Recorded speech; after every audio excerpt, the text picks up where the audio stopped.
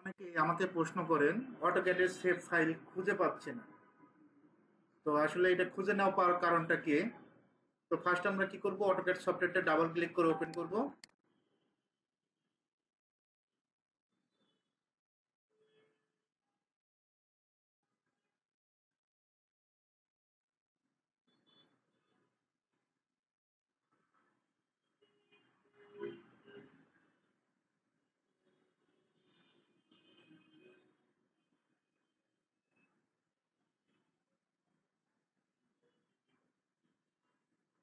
Start drawing এ click করবেন, start drawing. আজকে আমরা পেজ সেটআপ শিখবো না, মানে আসলে আমরা সমাধান করব যে কিভাবে আপনারা অটোক্যাডের সেভ ফাইলটা খুঁজে পায়, মানে সঠিক নিয়মে ফাইলটা সেভ করতে হয়।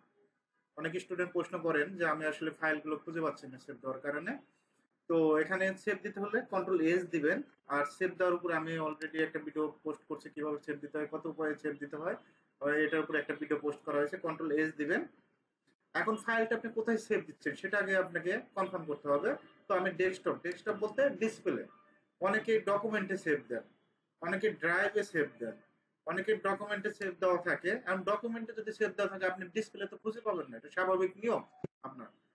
তাহলে তাহলে আপনাকে কি করতে হবে, ডেস্কটপে ক্লিক করতে হবে। ডেস্কটপে ক্লিক করে যে নামে সেভ দিতে চান সেই নামে দিয়ে দিবেন।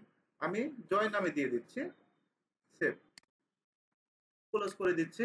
আমি যদি কোনো মানে নিউ ফোল্ডারে অটোক্যাডে ফাইলটি সেভ দিতে চাই, তাহলে আগে ফোল্ডারটা ক্রিয়েট করবেন। মাউসের রাইট, এখান থেকে নিউতে ক্লিক করব। নিউতে ক্লিক করার পর এখান থেকে ফোল্ডারে ক্লিক করবেন, ফোল্ডারের নাম দিবেন। আমি অটোক্যাড নামে ফাইলটা সেভ দিচ্ছি, ফোল্ডারটা সেভ দিচ্ছি। আমি আবার অটোক্যাড সফটওয়্যারটা ডাবল ক্লিক করে ওপেন করব।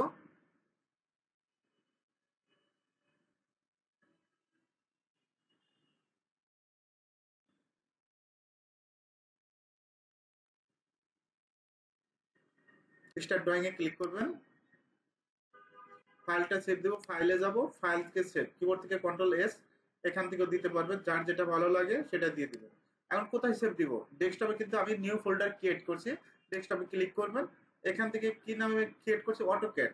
অটোক্যাড, এখন এখানে নাম দিতে হবে। নাম আমি অটোক্যাড নামে দিচ্ছি, সিএডি ক্যাড নামে সেভ দিচ্ছি, সেভ। আপনাকে কনফার্ম করতে হবে কোন ডেস্কটপে দিবেন, না ডকুমেন্টে দিবেন, না ড্রাইভে দিবেন, কোথায় সেভ দিবেন, এটা আপনাকে কনফার্ম করে আগে থেকে কনফার্ম করতে হবে। অনেকে এই কনফার্মটা করে না, যার কারণে প্রবলেমটা পড়ে। সেভে ক্লিক করবেন, এখন ক্লোজ করে দেই।